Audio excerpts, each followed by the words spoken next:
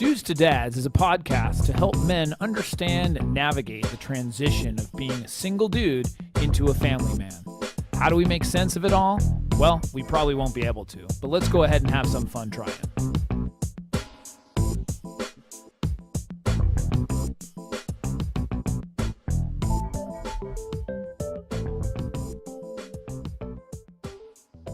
And we are back. We're back. I'm Jason Kreidman. I'm Alan Bush. And this is Dudes to Dads.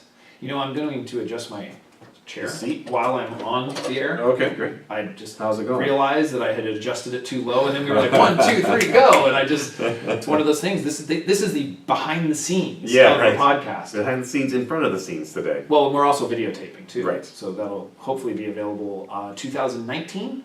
We'll do that. That's an endeavor. If there's any video experts around there, please write to podcast@dudestodads.com. We got this audio thing down. Yeah. You know, yeah. we're decent. Yes. You know, we do. Audio's great. Video's a whole different animal. It's a Yeah. 3-dimensional. Yeah. Is it versus 2-dimensional? Right. Is that what it is? Yeah, I guess that's what it is.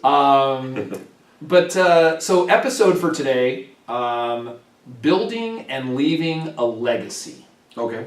So my question to you would be, when I say the word legacy, Yeah. how would you define that? I would say things that you leave behind that you want to be remembered for. Darn, that's exactly what I was going to talk about. And Good night. Pass it on. And then pass it on to your kids, and maybe even beyond your kids, or your kids pass it on to their kids, that type of thing. So. And do you think of it mainly as family? Generally, but I also think of it in terms of life endeavors. So, like, let's say you, created some kind of artwork or an album, or leaving your imprint on society, I guess. Okay. But whether those society be micro in your own family or macro in, like, I want to leave a legacy on. All right. So that's I'm just curious the take on it. One of the things is I get the impression though that legacy isn't an important thing for everybody. Sure. Sometimes when you think something is important, sort of ethnocentrically, Sure. throw out that big word, Yeah. you think that everybody else thinks that same way. Yeah. And the truth is that not a lot, there are a lot of people who are not interested in legacy. And I've seen this recently where there's some seriously famous people, they've made statements about not caring about a legacy. Okay. So what I was gathering from that is I think like in the world of entertainment or, television, however you want to call it, Right. Music, all those kinds of things. When somebody asks that question, like, what do you want your legacy to be? Or something to that effect, or, what are you trying to work on as far as your legacy?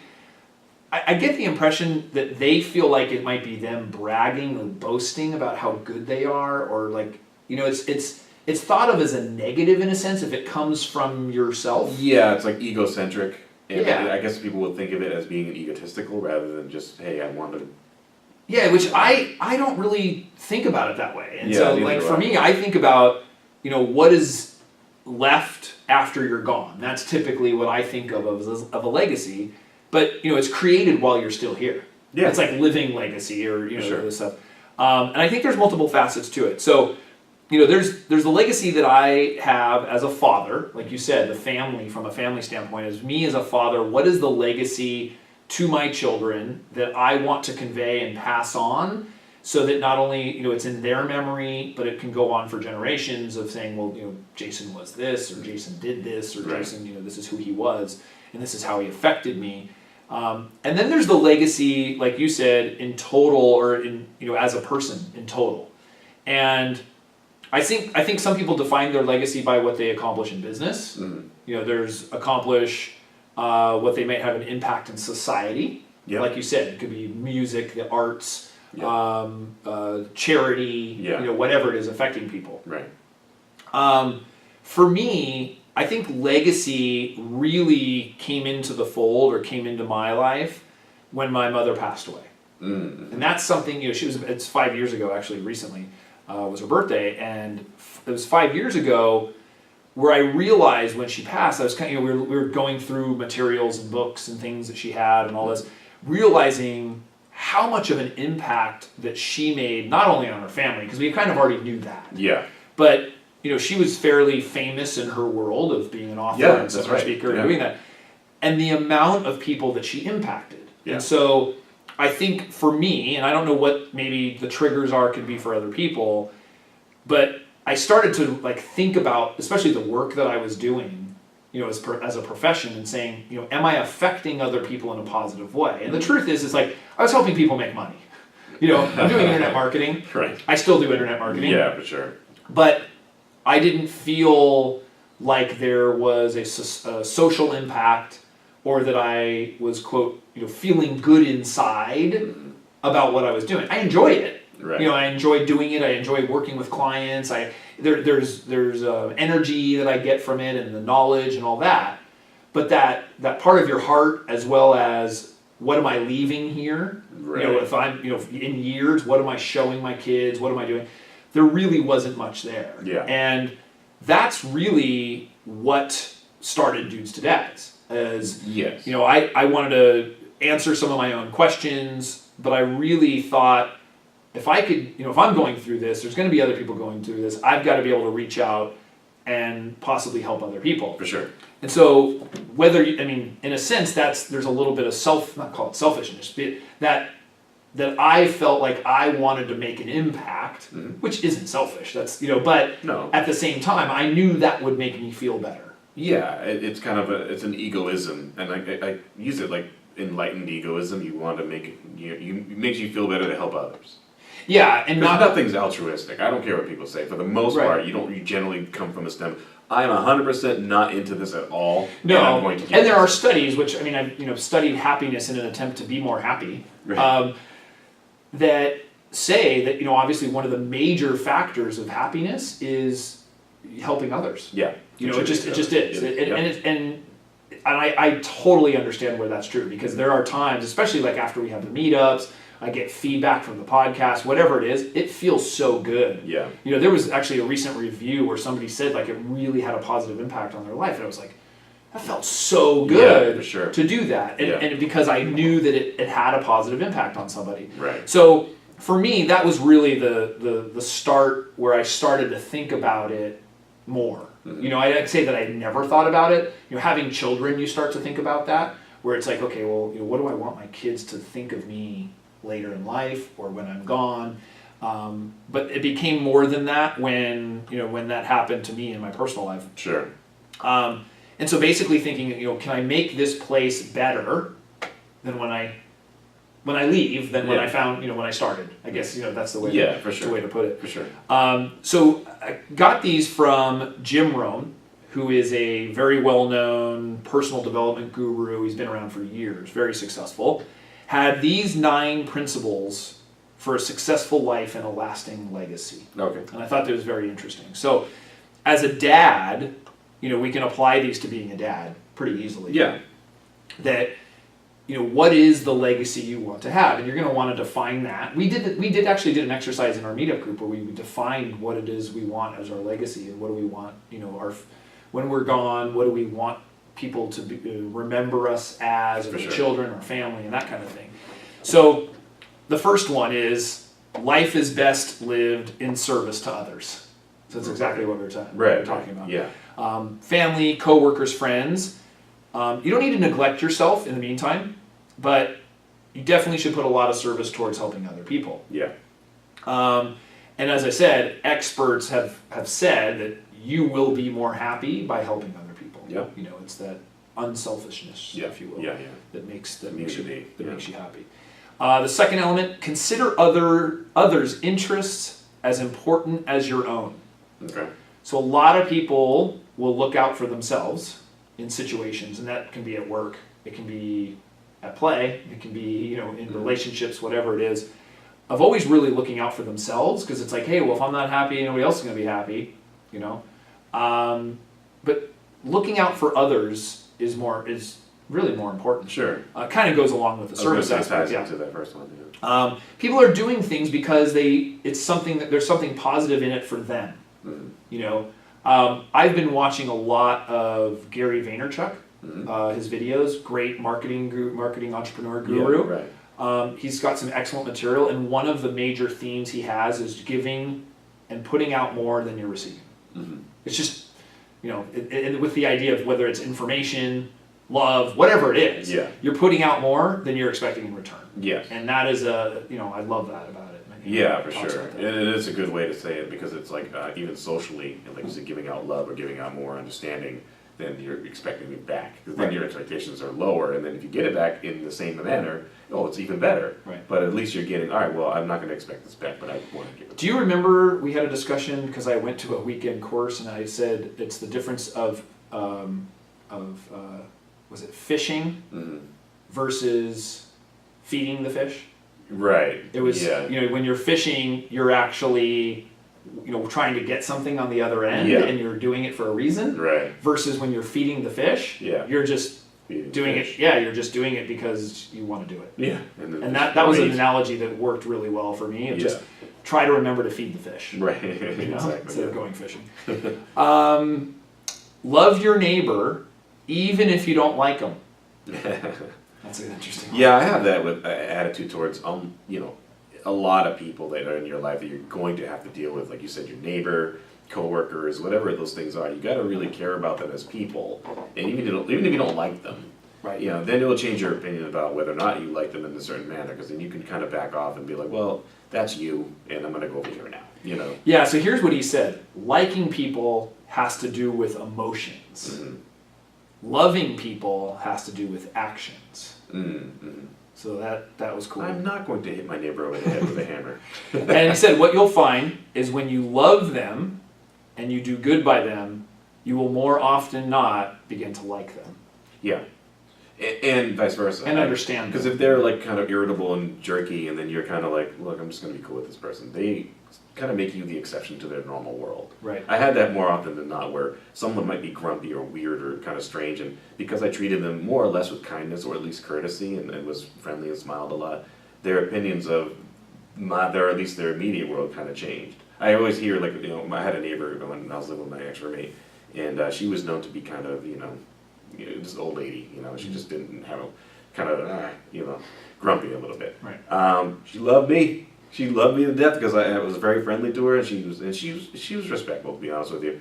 And I'd go over and fix her printer, and then she'd give me treats or whatever it was, and it was like a little surrogate grandma almost, And I think she just treated me as the exception. She's like, well, this guy's really nice and cool. Yeah. I'm not going to be grumpy towards him. Interesting. So yeah, I just didn't. My opinion did not form based off of other people's opinions or even her attitude. It was Right. like, hey, you're you. You're doing you. Yeah. You be you. That's you. Okay. Right. I'll And just be me. regardless of how somebody else is acting, Right. you're going to be your. I'm not going to wait for you to be nice to me. I'm just going to be nice. Right. And then if you like it, cool. If not, No, that's cool. I mean, that's something amazing to teach your kids. You know, it's like, yeah.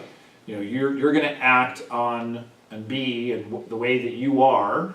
Don't change that Yeah. because of how somebody else is treating you, or or how they affect you. It's basically like you do you. Boo. Yeah. My friend said that to me once. I just started cracking up. It's like, where did you get that? Yeah, seriously. Who are you hanging out with? Maintain integrity at all costs. Reputation and good name is so important. Always do what is right. This one is so important, Yeah. but it's hard.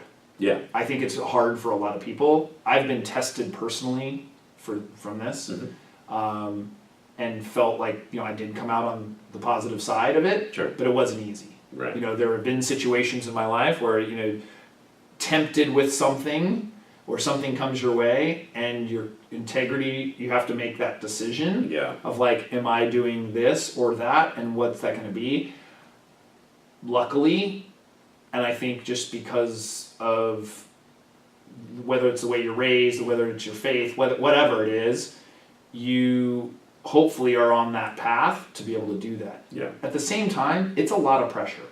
It is. It's a lot of pressure to always make the right decision or the integrity Sometimes decision. there is no right decision. There maybe it's Well, the decision with preference integrity, or- yeah. Right. Yeah. Exactly. Or even sometimes more choice is worse than having no choice. And, Right. And sometimes you have to make these decisions based off of what your background is, what you think should be the right decision. But that being said, I totally agree with that. Like, it does take discipline and a certain amount of honor in what you're doing, and sometimes you don't want to. Yeah, but you do. teaching the kids that, where because we kind of say, like, if you tell the truth, you don't get in trouble. Exactly. Like, Yeah. or it's just You don't have to cover it up. Yeah, you're going to be better to tell the truth, Yeah, and yeah. being honest and that kind of stuff, and Yeah. that's something you're going to have to hammer, over and over and over. Yeah. At the same time, if you say something like that, you've got to stick by your word. Like Right. if your child tells you and comes to you with something that they did or something that happened, you can't get angry with them because then they're not going to tell you next time. Right. Like that's the reality. And you Yeah. see that all the time where Yeah. a child or even teenager will come to the parent and say, listen, here's what I did, Yeah. or this was what happened, or this wasn't very good. And you'll see a parent get pissed off, or you'll see the parent get upset with them. All that's going to do is force that child to not come to you next time. Right. Like you're teaching the child what not to do, Yeah. instead of reinforcing and saying, thank you so much for telling me. Right, Like right. that was really, really important, and I appreciate that. Yeah. Because you're gonna cause them to go in the wrong direction. Yep. And that's not good. Right. You must risk in order to gain. Mm-hmm. So essentially, and this goes with a lot of things, but typically the higher the risk, the higher the gain, whether that's love, financial, you can think of all kinds of examples with that. There's risk in all of those things. Mm-hmm. Financial risk, of course, where you say the riskier the investment, the potential for higher return is. Like I said, potential. Right. Yeah. It doesn't necessarily mean that you're going to.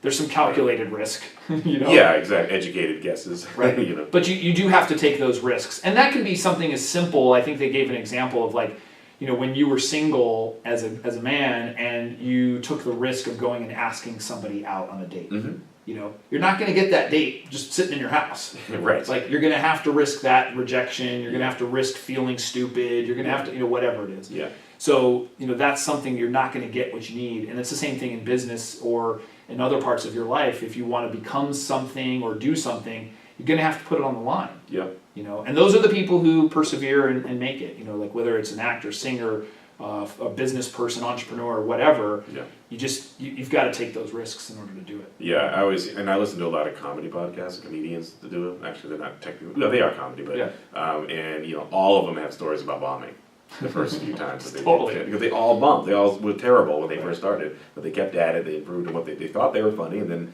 sometimes it doesn't work. They just take those risks and they just get used to it. Yep. Yeah. Totally. You reap what you sow. What you give is what you get. That's essentially what it means. Okay, yeah. So if you give love, you'll receive love. If you give hate, you'll get hate. It's the reciprocation of the world and the universe. Yeah. You put out in the universe what you want. There's a balance. Yes. Yeah. Yin and the yang, is that what that is? Yeah, yin and yang. Hard work is never a waste. Mm-hmm. Hard work will leave a legacy. Yeah. Give it everything you got. Okay, yeah. Makes sense. Absolutely. That's pretty straightforward. Yeah. This one you just covered, but don't give up when you fail. Right. This one's hard. It's really hard. It's Because really it never feels good to fail. Yeah. And even the smallest things, but how do you get good at something? If you were, good at it, I don't know. If you don't fail, you're not going to be good at it. Well, it's the example. I don't know. It wasn't in this article, but I've heard this example all the time. Is you think about a child and when they learn to walk, they keep falling, but they get up and they learn to walk. Yeah.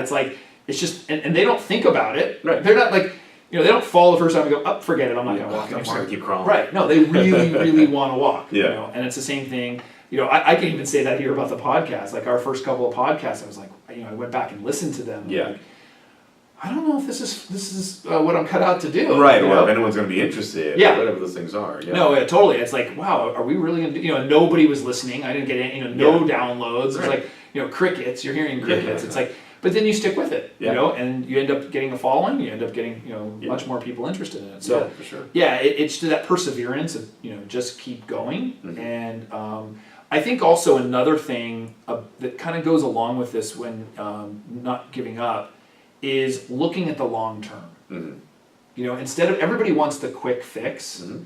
and this isn't even on the list, but I think this is a really important thing, of looking at the long term. And so it was funny, I actually had a conversation today with my assistant, and we were talking about the progress of Dudes to Dads and some of the other stuff that I'm working on related to this. And I kind of said out loud, I was like, I feel like I'm just not getting enough done. It's that same thing, that feeling like, wow, And she was the one, I mean, it was very good. She reminded me, she's like, do you realize that like when I first came into your office, you did this, you didn't have this, you didn't have this, you did, like, you've done all these things. Yes. And I kind of took a step back and I'm like, wow, I guess I have. Yeah, you know, like yeah. I was kind of, at least I was there, Personal someone was there to timeline. remind me. Yeah. And so I, you know, I have to drink my own dog food. It's like you have to think about it long term and go, wow, like if I look back a year, Yeah. where we were Right. and where we are now, it's a big difference. Yes. You know, For sure. From a content standpoint, from a listener intent standpoint, all of these things, it's a big difference. And so, you know, and that's part of it is just continually to move forward and not giving up. Right.